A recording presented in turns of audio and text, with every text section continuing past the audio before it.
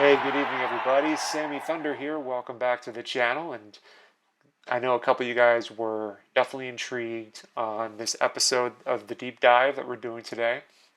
As you guys know, I love my 1952 Coca Cola playing days test tips of Willie Mays. Such an interesting, unique design, just really out of the box thinking by Coca Cola. Such an interesting and unique story. We're going to jump into this as far as where they're distributed, how they're distributed, who's in the set, and so forth. So let's jump right into it, and we'll take a little bit of a closer look at this when we come back. So I was trying to do as much research as I could to find anything written about this set. Coca Cola did not get back to me. Their media relations, I guess, is far too busy to reach out to somebody like myself. So this is the best we have. But this is a great article. Bob D'Angelo wrote this back in April of 2022, and it talks a little bit about this set. It was a 10 card offering, regional, that was distributed in the New York area after the 51 season. If we go back in time, this was with the Bobby Thompson shot heard around the world. The New York Yankees did eventually win the World Series, but here is a sample of what the Coca-Cola 1951 playing days card looks like. Um, as you can tell, you got the schedule in the bottom. In the middle of the card, you have some pointers you can read about in the back, and really the highlight, what steals the show, is the action pose, as well as the advertisement and the ball field behind Bobby Thompson here. The unique thing about this set is that there are two Bobby Thompson cards of him in his position at third base, as well as him batting. So as far as how these were distributed, Coca-Cola had six-pack cartons, and they distributed these cards inside the packaging.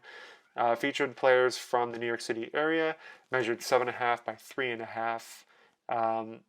And obviously, as you could tell, if you go back to the Bobby Thompson, every card has the slogan "Coke is natural," despite the fact that it was not their official slogan at the time. Their slogan was "What you want is a Coke." So it's an interesting idea to change their slogan for this particular set. And here you have some pointers for what is likely to be a first baseman's card. This could have been Pee Wee, no, not Pee Wee, excuse me, Gil Hodges' card here, as we will see in a bit what Gil's looked like. So as we looked at, the home schedules were placed underneath the illustration. Playing tips are on the back, as you just saw. They're showcased for position players, and also it was also a card that directed collectors to read pointers about becoming a good hitter.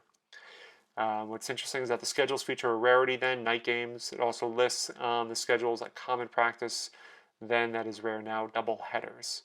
So here's the one I was talking about, the Gil Hodges. See if I can zoom in a little bit for you guys. It's a little blurry, but you guys get an idea. And you got Carl Furillo here on this side.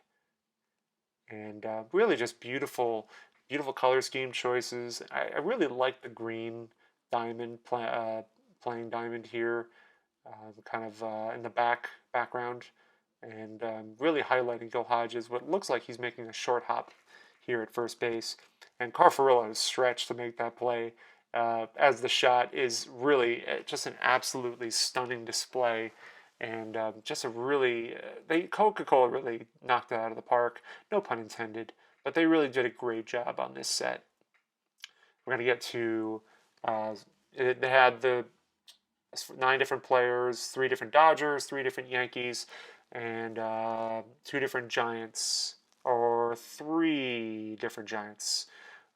So, but here, Pee Wee Reese, we've seen his cards where he does this, and it's just, Coca-Cola did a remarkable job at highlighting this amazing, just amazing shot of Pee Wee Reese in action. Probably, we talk about his other cards, it just being absolutely memorable, and this is just phenomenal, phenomenal looking card. And it shows here that in the year before, McDougald was the American League Rookie of the Year. Willie Mays was the National League Rookie of the Year. Finding these cards in high grade condition is difficult. Considering that these were inserted on the outside of a product, particularly in New York, not much care was taken to preserve them. And these cards were delivered, so at times they were exposed to the elements. Not a big surprise. While most still have the schedule tab attached, collecting the set with the tab torn off can cut the cost down by quite a bit. Only 231 cards have been submitted to PSA. That number might be different now, I don't know. Highest grade is a PSA 9. Only 2 hold that distinction, McDougald and the Thompson third base tips. Not surprisingly, Hodges and Reese have the most graded submissions. Hodges has 30 and Reese has 28. And here's where we get into the test set. This is the one that you guys saw at the beginning of the video, or obviously not the same exact one, but the Willie Mays test, him holding a Coca Cola. I think it's the only one. I think it's the only one where he's holding a Coca Cola. We'll have to look at the Phil Rizzuto, which in a second we'll see. And let's see what it says. Collectors can only wonder what the cost of collecting this 52 set might be had Coke produced a Mickey Mantle card. I still don't know why. I can't find a reason why. Maybe it was a contract issue. Hard to say. But here's, Phil Rizzuto's holding one too. He was in the test set as well. There's 3 variations of him. As you can see, 3 versions: fielding, bunting, and turning the double play. Mays is shown holding a bottle of Coke, and his card is a biography rather than a tip. Rizzuto is shown holding a bottle of the drink, and his tips, like Mays, are printed in red type on a gray background. Coke is a natural, yeah. Mays was a natural to be featured in the test card since he was coming off Rookie of the Year honors, and Rizzuto was the 1950 MVP in the American League. The cards have the same dimensions as the regular 1952 Coca-Cola playing tips cards, and they say a small number of cards from both sets can usually be found on eBay, but they seem to have gotten a lot more difficult to find. Here we'll go over to the test. Here is a gallery of the different ones of him holding the Coke, and here is the Willie Mays. Let me go back here for a second. So, okay, so this is the the tips of him playing shortstop, squeeze play, and pitching. So their tips are on the back. The card on the front is the same. I didn't realize that. I thought there were 3 different cards. So that's interesting. So the tips are different, but the card is the same. Switch over to the gallery for the official issued set. Here's the Hank Bauer. Some great ones here. This is good for Vintage Sanctuary. I know Adam is a big Ed Lopat fan, so hopefully we can maybe find one for him. Pee Wee Reese, Gil McDougald, Bobby Thompson, Gil Hodges. And okay, so these. Oh, I thought there might have been a difference between these two, but there isn't. And Wes Westrum, what a great. Oh, that's so cool. The Bobby Thompson is phenomenal, but that Wes Westrum one with the catcher's mitt, just great choice there. But yeah, it's really interesting. I'll definitely leave a link to this article if you guys are interested in reading this. I wish there was a little bit more, but I guess there's just not a whole lot of information beyond.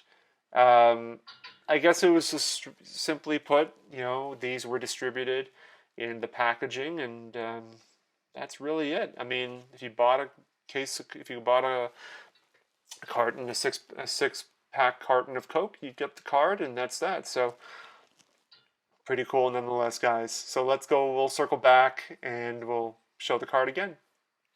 Hey guys, welcome back. So yeah, this is it right here. This is the test issue. You guys saw the photo of the Willie Mays, and the front shows like him holding a Coca Cola, and what I believe the polo ground's on the back, and here's his bio.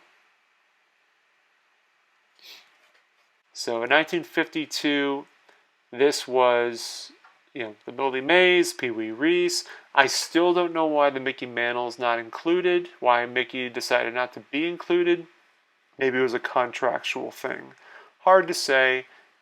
Couldn't really find anything on it, but such a beautiful piece. And I mean, the Mays the Mays gets expensive, but the other names that are in there, I think, are pretty reasonable. You can, I mean, if you're looking for, like a lower graded copy, it's tough. They're tough to find. Don't get me wrong, but I think you can get them pretty reasonably once you do find them. I've seen them in high grades go for a lot of money, but I think when you start looking at lower grades, I think you can definitely find good opportunities to purchase them when the time does come, like at the National or maybe even Strongsville. So I hope this was helpful. I hope this was informative in some ways. I'm sorry I couldn't offer more. Unfortunately, there's really not that much information about these out there. I know PSA has some information, and I believe also, the article will have some information as well if you want to dive a little bit further. But thank you guys so much for watching. I hope to I'll have something else prepared. I don't know what it is off the top of my head yet, but another deep dive is on the way.